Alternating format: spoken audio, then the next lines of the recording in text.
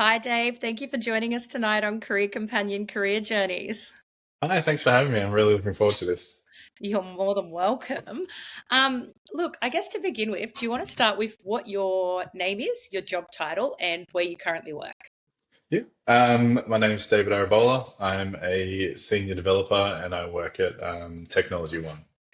And what does it mean to be a senior developer for anyone at home that has never heard of that job title before? Yeah. So basically, it's a full stack developer. So it means I write code basically in the day. So I solve problems through code. So we'll have like a business case, or there'll be a problem that we need to solve.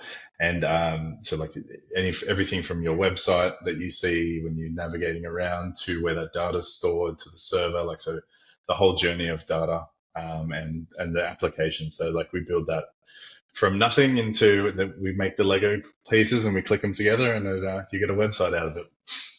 And do you love what you do?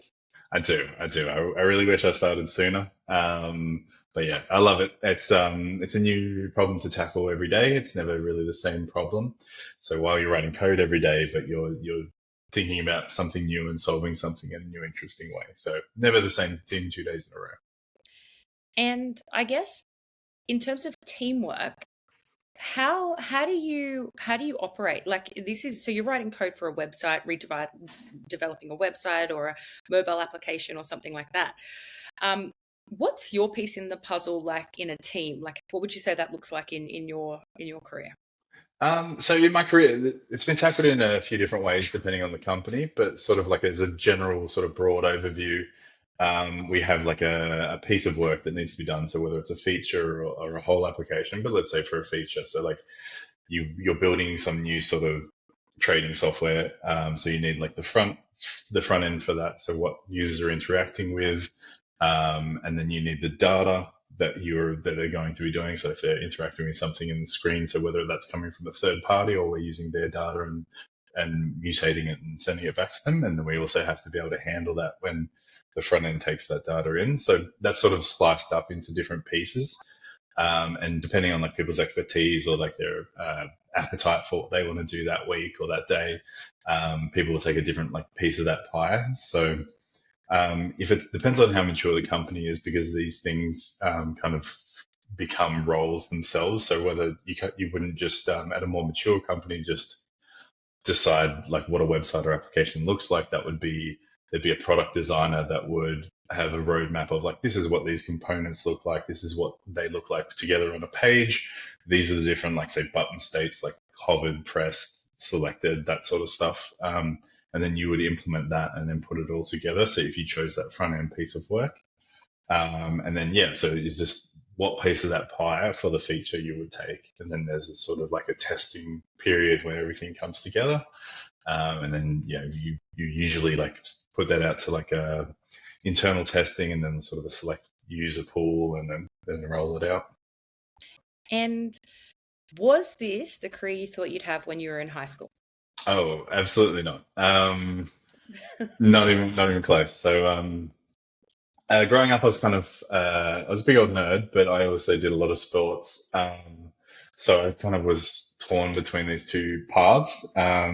It's actually the second career I've had. So my first career was a physio, which I decided I'd finished school, and it was like I had these two paths. I could either go into physio because I've been doing a lot of sport. I used to do tons of swimming. And really, really passionate about sport, but also like on weekends I would build computer parts, save up for a little computer for parts and put them together with my friends, and we'd write a little bit of code, but not nothing like big.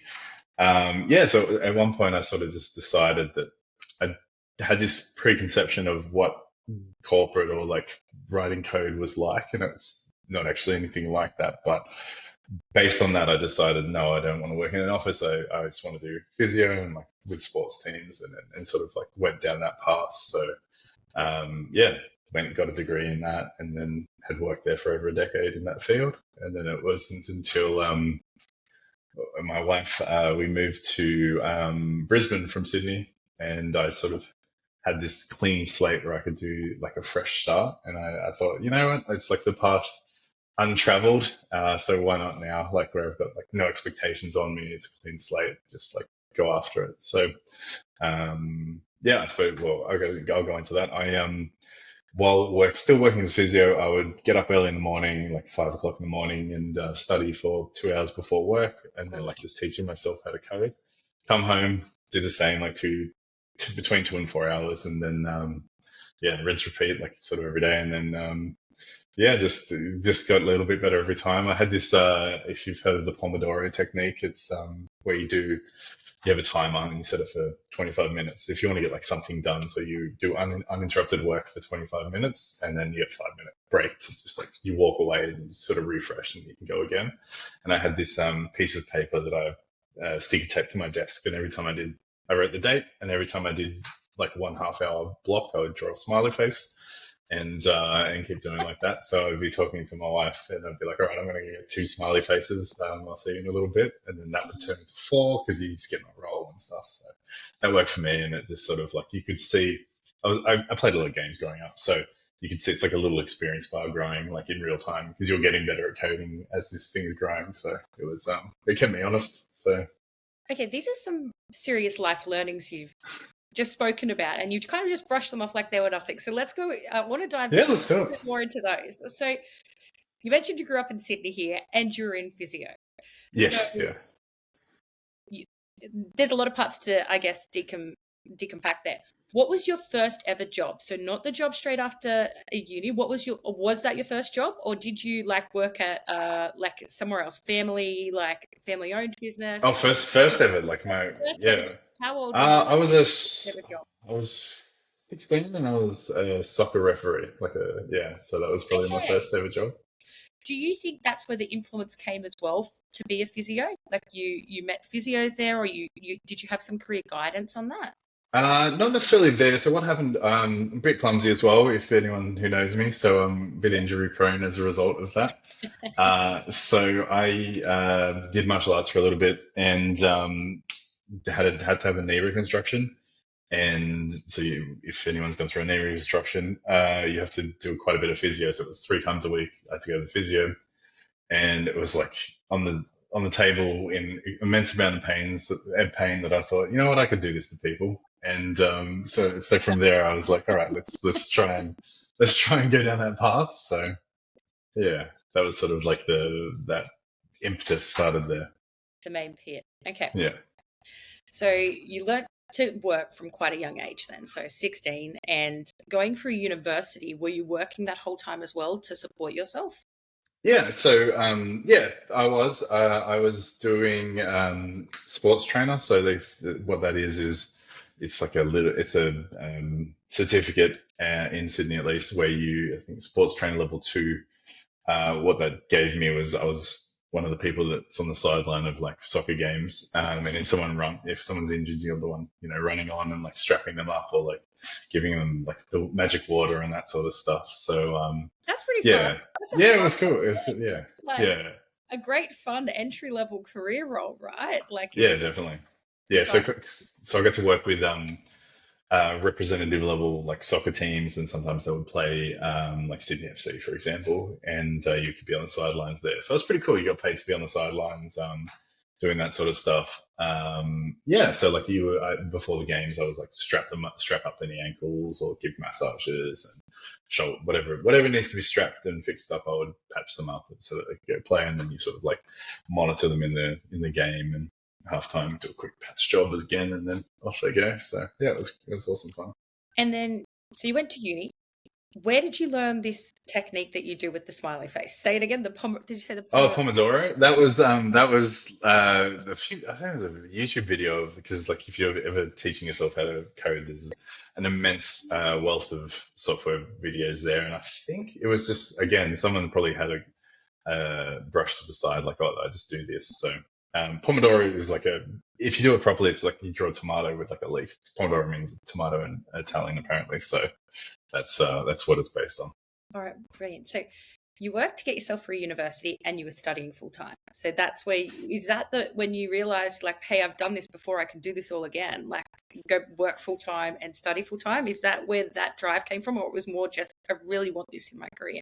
I want this to the next step. Yeah. It was. I wanted it, and I used a few different, I guess, techniques So if I want to do something, I would generally like tell people this is what I'm doing, and then there's like sort of an element of pride that like the next time you see your friends and they're like, "How's learning how to code going?" Where you're like, and you don't want to be there like, "Well, I haven't learned anything. I haven't done anything since last we talked." So that was another way to keep myself honest, where I was, Okay. yeah, I would tell my friends that, "Hey, I'm doing this. This is my plan to like change careers over here." So it was sort of like, it's not just something I'm thinking in my head that nothing's ever going to eventuate. So I've told people about it, and they're gonna ask me because they're my friends. They want to know how my life's going, and I don't want to I don't want to have a conversation where it's just, oh, actually I haven't moved from since last we talked. So And are your friends based in Brisbane or Sydney as well? well, most of my friends, well, these friends I spoke to that were based in Brisbane, so I saw them quite regularly. So like, yeah, Yeah. even more so, Yes, yeah. I'm doing it. Like I'm getting there. Like, guys, this is my goal. I want this. Like, it's Yeah, absolutely. okay. And I was lucky enough with this job that I had in Brisbane. It was I was working with people with disabilities. So you go a lot to their house. So there's quite a bit of traveling between people, and because they're more rural areas because disabled housing. So there was long drives. So what I would do is I would listen to podcasts on programming, and just sort of like constantly ingesting as much as I could. So at the start, like all these terms, I don't know if you've ever heard someone talk about programming, but they are speaking English, but those words don't make sense, like in the English context, if you don't know it. So I would just sort of like just brute force while I was like listen to it, and then eventually it started making sense, and then I would go do that when I got home. So I was like, all right, I'm going to try and implement what I just heard about, and go, and then eventually it all makes sense. And you're like, well, this is great. I'm like just learning all this stuff, and I can't wait to get home to like try it, have a play. And you mentioned you were doing 2 hours the method that you were working on. Was it an actual course or were you learning off YouTube clips? How did you learn to code? So I did initially have a run-in with a online boot camp, which I won't say the name of because I would not recommend it to anyone. So I went through that and it didn't really go deep into anything. So I completed it, but I wasn't really that much further ahead than when I started. So Okay. what I did uh, after going through that, I was like, all right, I know what I'm not going to do. Yep. There's a website called Udemy, which you can buy like courses for. They have sales all the time. So at the time, you could buy a course for $15, and it was like a 20 to 80 hour course. So I had like a plan. Because I was quite methodical with how I was getting into tech. So to get into tech, it's easier to get in as a front end developer. So I sort of went that route. So there's certain things you have to know. You have to know HTML, which is like the structure on a page, CSS, which is like the styling, and then a bit of JavaScript. So if you relate it to a body, HTML is the skeleton, JavaScript is like your bones to make it move, and CSS is like your skin and hair. So like that's how it all like links together. So you had to know that to then had to know like a JavaScript framework, which is the new hotness at the moment. So I'd learn those things in that order and tick them off. Each one of those was sort of like a course of its own. Yeah, so I just sort of, once I had that, then I started sort of targeting. I built up my portfolio, so it's like, look, I prove I can do these things, and then just yeah, lucky enough, and then I just started applying. Probably a bit before I thought I was ready, but just I was studying quite a lot, and I wanted to see some sort of payoff for all this work I've been doing. So all up, it probably took me about 9 months. So the course, I did that boot camp first of all, and that probably took about 2 months. And so like probably when I started getting serious and like do deep diving, it was probably about 6 months start to finish. Being very diligent and strict in my studies. So So 6 months. No university degree. no university degree. Transitioned careers. Did you take a pay cut? Oh yes, I absolutely did. Yeah. So the first job was $55,000 a year, which was quite a decent pay cut. It was also at the Sunshine Coast. So so it was quite hard to get into tech with that first job. We were living in Brisbane at the time, and we just said, like, I talked to my wife and realized that like this is the least I'm ever going to get paid for the rest of my life. So from once I go in, we just got to suck it up for like 6 months to a year, make it work, and then we're sort of golden from there because software development's quite a fruitful career, we'll say, in terms of salaries. Yeah, so it was just being willing to change, like to move, knowing it's not forever, and just taking the first thing because the direction of communication when you're looking for jobs or when jobs are on the line is very much we've got no experience, no professional experience. It's all like you're reaching out to everyone else. There's nothing really coming back toward you, and that very quickly changes once you have like a job, any sort of like. It was I think 4 months into that job that I started having recruiters like reaching out to me, and I was like, oh, this is very new. Good. Yeah. Yeah, I'm wanted. I'm Yeah, exactly. Yeah, it was a very nice feeling after all that struggle.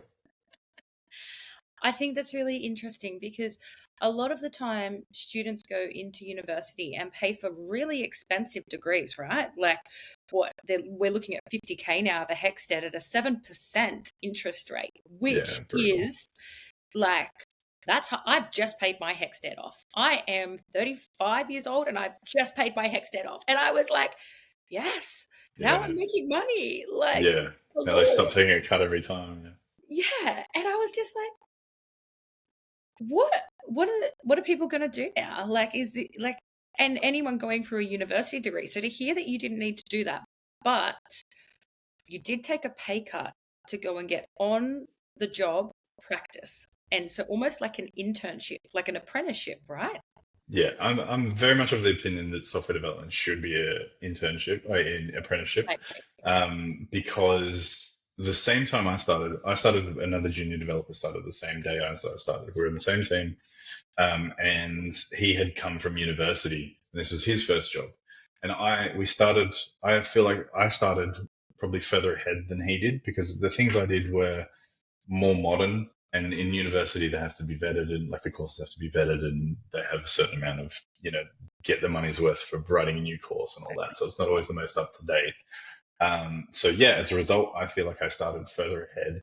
And for clarity, like all those courses I did, I think it came to something like $230. So it's quite a bit different than, you know, Pain. yeah. Did you ever tell him that Oh yeah, I told him, yeah, he's still salty about it. Don't worry.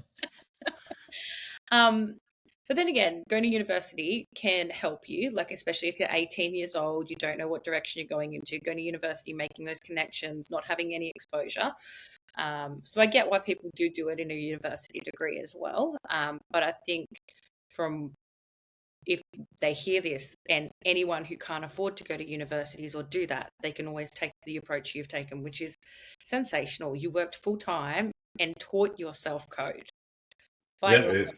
yeah, it's like there's a bunch of like I said, there's a bit of an element of brute forcing, and you have to sort of want it. But there'll be sort of light bulb moments. You'll be like, oh, okay, this makes sense. Like this is clicked, and yeah, it's definitely not necessary to spend all that money. And you might go through it and still not have um, the ability, like because you're not doing the practice, you're just finishing exams and you're not actually doing it practically. There's I was some at work. I think yesterday we had a presentation that something like 75% of university graduates for software engineering can't do this. It's called a fizz buzz problem. It's like to prove that you can code, where it's like if the number's divisible by three, you print say fizz. If it's divisible by five, say buzz. If it's by both, say fizz buzz. And then that's like a very like basic sort of problem. So it's not a great endorsement for a lot of if the 75% can't do that. Yeah, that's really bad. What would you say to someone who wants to enter this career now? Like if they are transitioning careers like yourself, is there if they don't have the brute force behind them, if they don't have I guess the commitment that you had and the support as well. You mentioned your wife was in complete support of this. What would you do if they didn't have that? Like what would you say to them? Like what advice would you give them? Well, I mean, you don't have to sort of speed run it in 6 months like I did. Like you can certainly take your time. The advice I'd say is a lot of times you hear people like, "Oh, I'm not good at maths, so I can't do this," or "I'm not smart," or something like that. Like it's just really just sort of teaching your brain to think in a different way, which is not as hard as it sounds. It's just there's a certain like if you're it's like filling out a recipe. You've got like a computer that's like reading the recipe. You've got like here's my ingredients, here's the recipe, and I want an application to come out at the end of it, sort of thing. So I would say just it's not always going to be as hard as at the start. It gets easier absolutely the further you go. I would focus on fundamentals and just don't think you have to do the path trodden that everyone else does. There's plenty of even free resources out there that you can do. Maybe an 8-hour course that is free. There's a site called Free Code Camp for exactly this reason. They have many courses, front end, back end, all sorts, like machine learning and stuff. And you can do that for free to try it before you do this big investment. So like maybe university is the way you want to go, but you can try before you buy, I guess. And it's completely free. If you're watching this, you probably have a computer. So you don't need a crazily good computer. You don't need to put any of those sort of limitations on yourself. As long as you've got a keyboard and you can look at a website, you can do all this. Okay, so my next question is, first job, how long did you stay there for? So I stayed there for 10 months. Yep. So my wife had gotten a job in Brisbane and she was commuting, and then we wanted to move back to Brisbane, maybe because Uber Eats is better in Brisbane than it was on the Sunshine Coast. There's way more options. So we ended up spliffing. So I was then commuting to the Sunshine Coast maybe I think 3 or 4 times a week. Yep. And that got to be a little bit too much a bit more than I could handle. So I started looking around, and it was also sort of I kind of felt like I'd absorbed as much as I could. So yeah, 10 months, and then I started looking for jobs. I had recruiters reaching out, like we mentioned before, and I got 2 offers from there. I ended up accepting an offer from Flight Centre. Oh, yeah. So that was my next job, and that was as a role increase as well. That was as a software developer. Yeah. So my first one was a junior software developer. Okay. And that was we'll say salary as well. So I was I think at the time I'd gotten a bump with my first job, and I was got up to 60K, and then I had asked for 70 at the new job, and my interview had gone well, and they said, "How about 75 instead?" And I said, "That sounds great to me." Amazing. Okay, so that's 20K pay increase within 10 months. Yeah. All right, now we're talking. So how long were you at a Flight Centre for, and what did you learn at Flight Centre that was different to your first job? Oh, okay. So I'll go into the first job as well while we're here. So first job was a smaller company. It was a building company, and we had a lot of apps that they handled. I think it was 12 or 14 apps, something like that. So you had to know a bunch of different domains, and I quickly became like I wanted to prove myself and become a domain expert. So I wanted to be in charge of something. So I was in charge of releasing to production, which we did every Monday. So we go around to the other developers, see what they're working on, make sure everything was fine. We'd test it, and then it would go out. Like it had been tested, but it was a sort of like final sanity check. And then I was saying, all right, here's what's going out. It's going out in the next hour.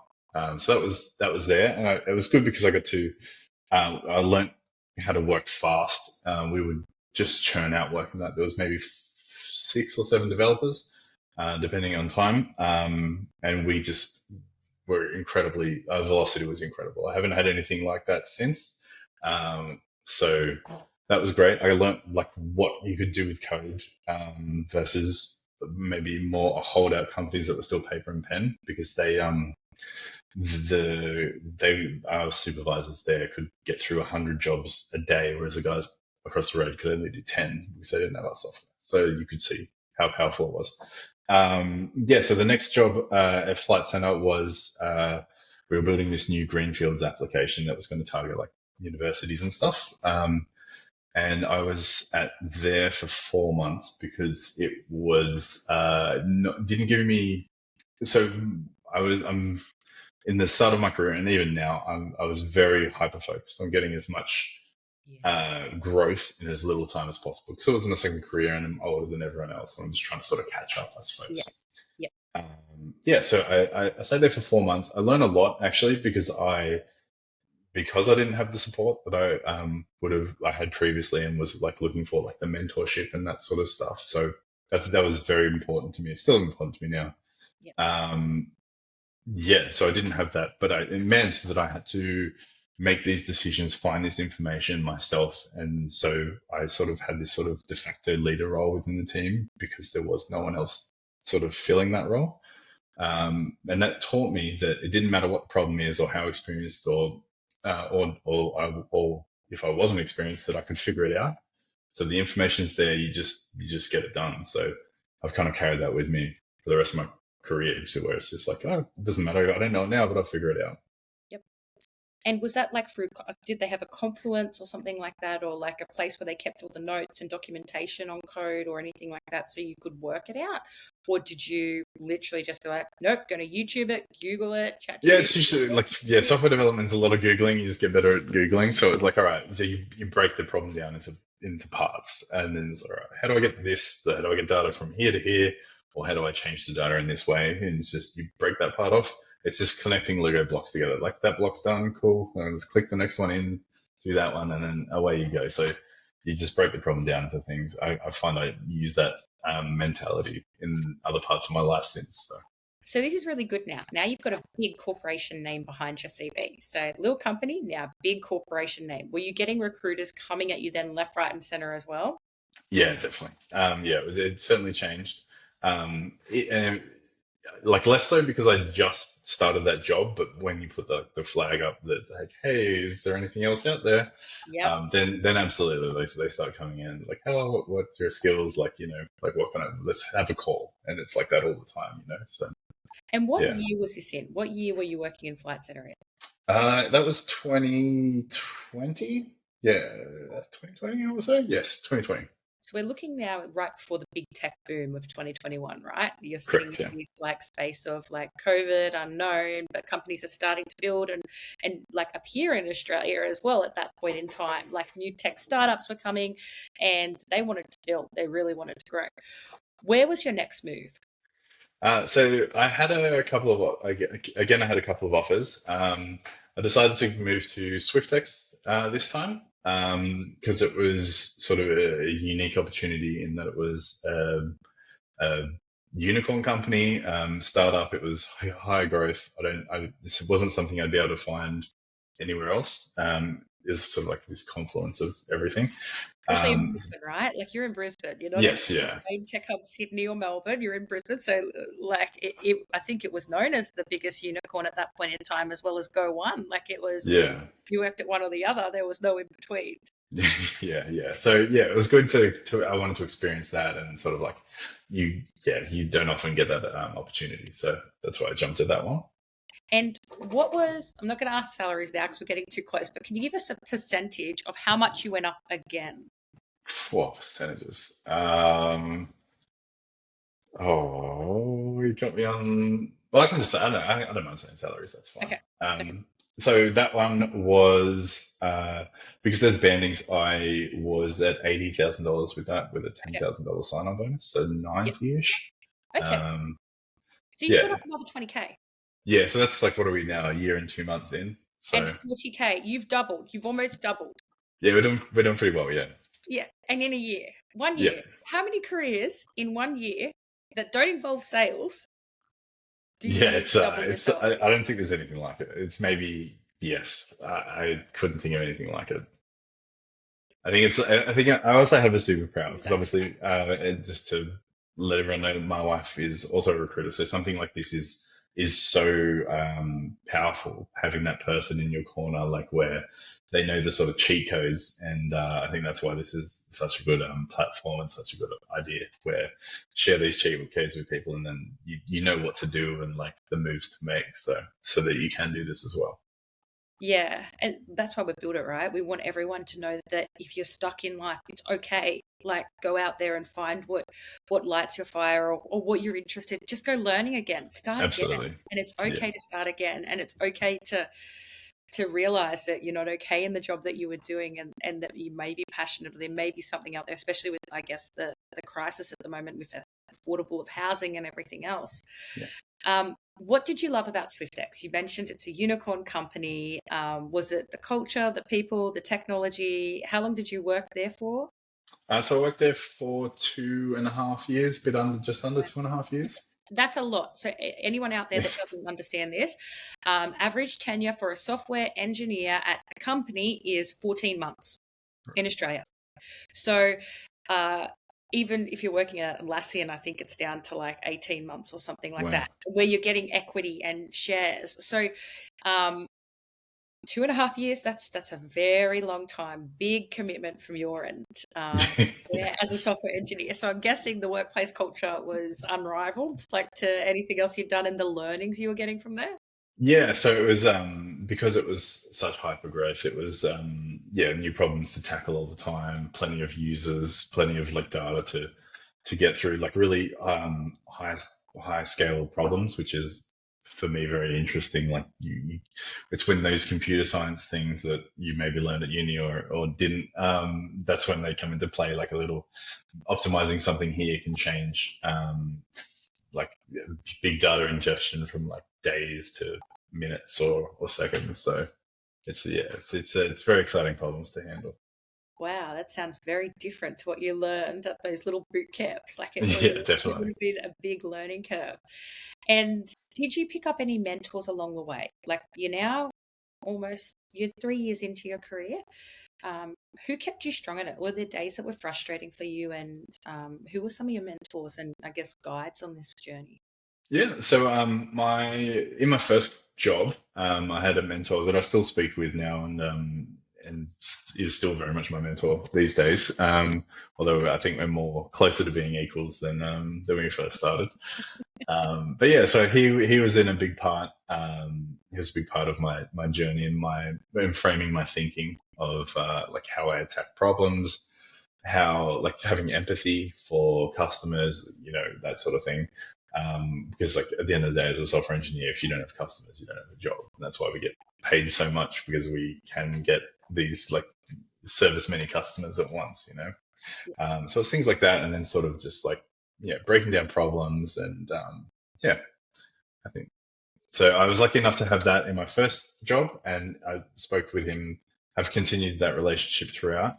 At SwiftX, we had a sort of mentor initiative for a while there, but unfortunately, SwiftX went through some redundancies, like people probably are aware, and that my mentor unfortunately did not make uh, Oh, through there. So, and I think it was quite a bit of a disruption, so it didn't really yeah.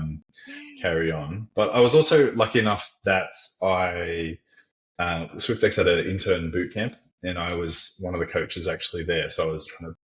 I had a group of interns, myself and another engineer, and so we were sort of trying to pay it back or pay it forward in some cases. And yeah, we sort of took a different tack that maybe some other team and coaches did, where we were trying to, instead of giving them work to do and just go for it, we wanted to have them think like a senior engineer, like because senior engineers are like impact across the company. Like you don't just solve the problem you're told to, you think about the why and like what other problems could you solve, like with code and just sort of like streamlining everything to be a sort of force multiplier. So like thinking like that early on, I think speeds up your career.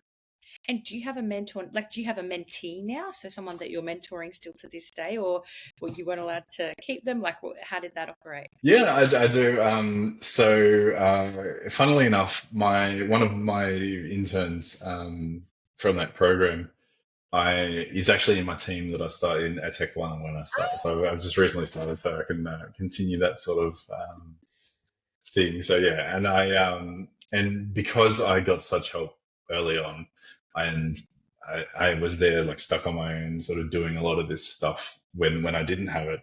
I sort of very much try and pay it forward. So if anyone needs help, I'm very like helpful. I'll look at anything they need, explain any problems, that sort of thing. Because another example is in the redundancies of SwiftX, we had a guy that worked in IT, but not software engineering.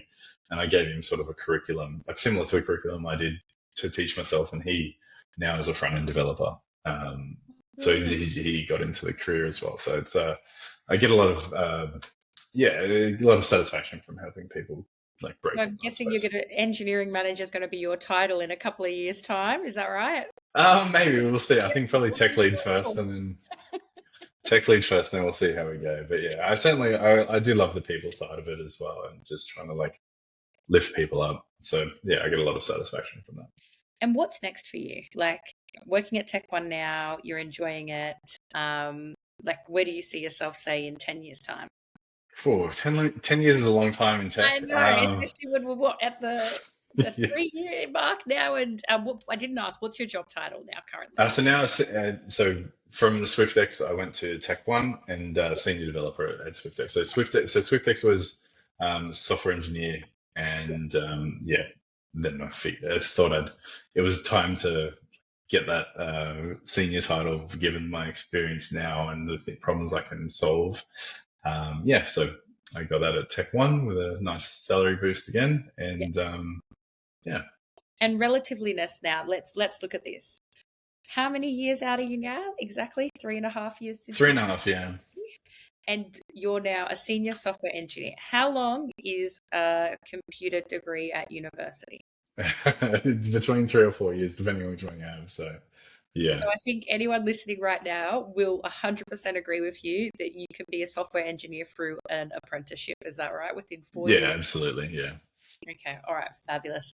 Well, look, I guess I want to thank you for joining us tonight. Like this journey for anyone out there that's sitting there saying, I don't know what to do, gives them an opportunity to stop and try new things, which I think is really important. Um, is there any advice you want to give to anyone just in general that's stuck in their career at the moment and not knowing what to do? yeah. I mean, just go for it. For a long time, I myself was like, oh, this is the path I've chosen, and I didn't. I was like, oh well, I've made my choice. I'm just going to have to like live with it now. And it was for me. The impetus was moving to Queensland and sort of having that clean slate where I didn't have people that associated with a certain career path or a certain thing with what I did. So it gave me that freedom. But that's a very extreme way to sort of like you don't need to change states. Or countries? But yeah, any of that. But yeah, I would say that like I am so much happier now that I changed, and it's not just a money thing. It's just the way my life is, the problems I'm solving, everything like that, like my work, like the validation I get from my work. I would absolutely just go for it. Just if you want it, just have a plan, work back from that. Like have a goal of what you want, work back, make the plan, and then just tick it off. If you miss a couple of steps, then it doesn't matter. Just as long as you keep moving forward, you'll get there and you'll be so much happier. And if you had to say two core values you need to get through, like what would you say they were? What were your two core values that you think? I'd say probably determination. Maybe stubbornness. Let's say determination is the nicest spin on it. Determination and I guess curiosity for me is just there's just things, problems you haven't solved or you haven't done things a certain way. So it's just, and it just keeps it interesting. Like just continue to be curious. Fabulous. Well, look, Dave, it was so lovely getting to know you a little bit tonight and your career journey. And I hope it's inspired millions, if not thousands, of people out there. Um, and yeah, thank you once again for joining us tonight. Yeah. Thanks for having me. This was awesome. You're more than welcome. Have a good night, Dave. See you. Bye.